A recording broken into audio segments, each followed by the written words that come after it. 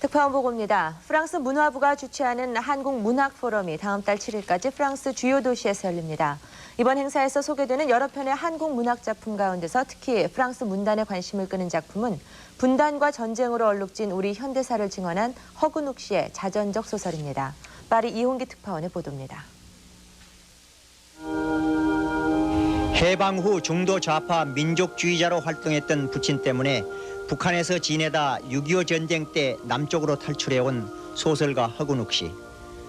허근욱 씨의 자전적 소설 내가 설 땅은 어디냐가 최근 불어로 번역 출판돼 프랑스 문단에 관심을 끌고 있습니다. 프랑스 문학의 인사들은 이 작품이 분단과 전쟁으로 점철된 한반도의 현대사를 이해하는 데 적합한 역사 교재가 될 수 있다는 평가를 했습니다. Il nous montre avec émotion et avec talent comment le destin dramatique de l'auteur, puisqu'il s'agit d'une œuvre autobiographique, est lié au destin de la Corée, victime de l'occupation japonaise, puis déchirée par la partition du pays. 프랑스 문단 인사들은 이 작품은 사상과 이념의 차이와 대립이 국가나 민족 차원의 문제에 그치는 것이 아니라 한 개인과 그 가족에게도 더할 수 없는 고통과 슬픔을 안겨줄 수 있다는 사실을 일깨워준 생생한 증언이라고 평했습니다. 프랑스인들이 한국의 그 비극에 대해서 너무나 모른다는 것을 이번에 여기 와서 깨달았어요. 그래서 그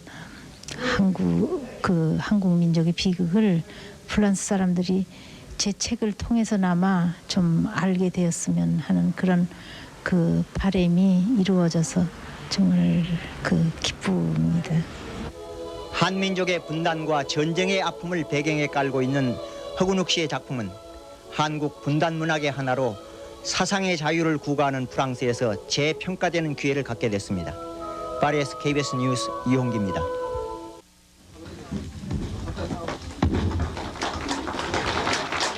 지난 19일 소설가 67살 허근욱 씨는 분당집에서 북한 경수로 착공식을 보면서 남다른 감회에 젖었습니다.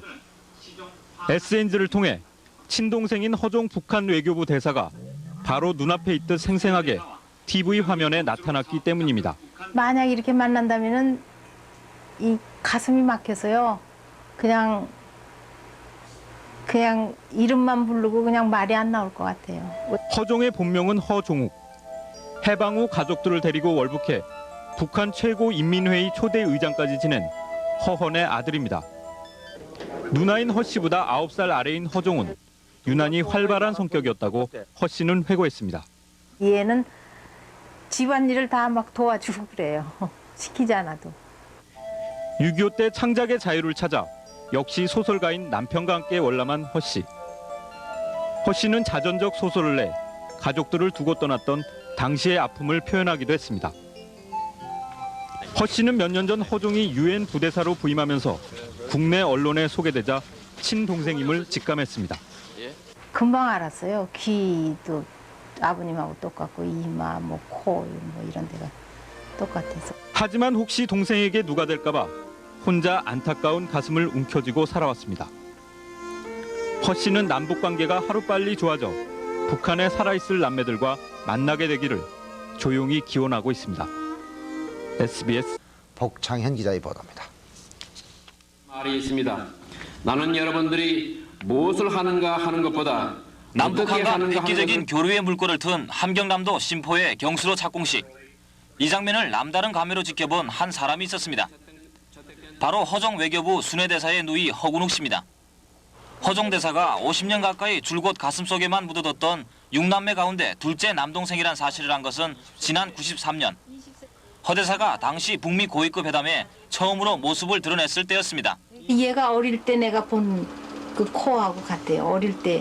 얘가 좀 딴 형제보다 코가 좀 이렇게 유난히 좀 옆이 벌어진 편이었거든요. 그 뒤 한 기업인이 허 대사가 자신의 본명은 종욱이며 북한 초대 최고인민회의 의장을 지낸 허헌의 아들이라고 밝혔다고 기뜸해와 동생이 틀림없음을 알았지만 혹시나 동생에게 누가 될까 지금까지 연락도 하지 않았습니다. 성격이 활달하고 부지런하고 원만하고 성격이 아주 원만해요. 6.25 때 월남한 허 씨는 KBS 방송작가로 30년 동안 일해오다 지난 60년 분단의 아픔을 그린 내가 설 땅은 어디냐는 책을 내 이목을 끌기도 했습니다. 또 아버지가 북한 실력자란 점 때문에 한때 간첩으로 몰려 옥고를 치르기도 했습니다. 가족을 뒤로한 채 월남했다는 죄책감 속에 허 씨는 지금은 아버지 허언의 일대기 저술 작업을 하며 생전에 청소년을 가차없이 처리해버린 대표적인 사례라고 할 수 있습니다. 만 태우시는 그런 분이 기다리고 있습니다. 네, 월북자 가족이 겪는 그 아픔과 분단의 한을 50년 가까이 가슴속으로 삭혀만 오신 분입니다.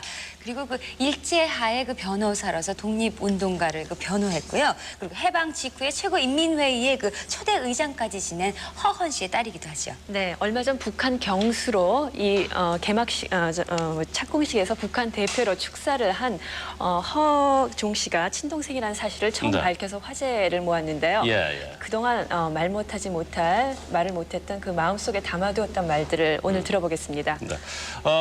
요즘은 좀 잠잠하셨는데 좀 조용하셨는데 허근웅 씨가 사실 연예 소설가이기도 하십니다. 자, 변창립 아나운서가 직격 인터뷰를 통해서 소개해드리겠습니다. 지난 23일 북한 심포에서는 경수로 착공식이 있었습니다. 이날 식장에서 가장 눈에 띈 사람은 세련된 외모로 축사를 했던 북한 외교부 허종 순회 대사였습니다. 그러나 이 장면을 그 누구보다 아픈 마음을 갖고 지켜보던 이가 계십니다. 그분을 만나 뵙도록 하겠습니다. 안녕하십니까? 허종 대사가 어떻게 되십니까? 우리 둘째 남동생이죠. 바로 누님이시죠? 네. 예. TV를 통해서 동생의 모습을 지켜보셨는데 그때 기분이 어떠셨어요? 네. 그야 감회가 벅차고 그 동생이 그래도 이렇게 그 나가서 남북 경수로 그 성공을 위해서 그동안에 저렇게 애쓴 데 대해서 좀 흐뭇하게 생각했고 보고 싶은 마음은 그건 누구나 다 마음이 같을 테죠. 그런데 그래도 이러한 그 큰 일을 해낸 데 대해서 대견하게 생각했어요. 예. 내가 허대사의 친누이다라고 당국에 얘기한 바가 있습니까? 밝히신 바가 있습니까? 얘기 안 했어요. 그건 왜 그러냐면은 북한에서는 이제 여러 가지 그 남북 관계가 그 미묘하잖아요. 그러니까 내가 나슴으로써 혹시 동생한테 누가 될까 봐요. 그건 제가 항상 그냥 자제하고 있었죠. 동생은 이제 우리 동생들 중에서도 제일 활달했어요. 아주 활동적이고 부지런하고 또 공부도 잘하고 화를 내는 법이 없어요. 얘는 촌놈하고 이제 우리가 놀리면은 웃으면서 그냥 아주 성격이 원만하고 그래. 가족이 이렇게 그 분단의 아픔을 겪게 되는 어떤 그 가족사가 또 나름대로 있을 것 같은데 간단히 좀 소개를 해주시겠습니까? 네. 원래 그 아버님은 민족주의자셨죠. 그래가지고 이제 쭉 그 8.15 해방을 맞은 후에 건국준비위원회 부의장도 하셨고 그러다가 보니까 어떻게 그 남조선노동당 위원장으로 선출되셨어요.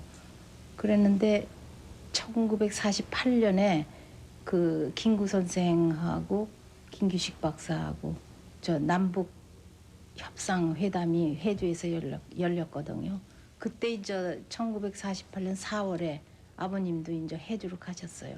김구 선생님은 이제 따로 또 일행이 가셨고. 그래서 거기서 이제 협상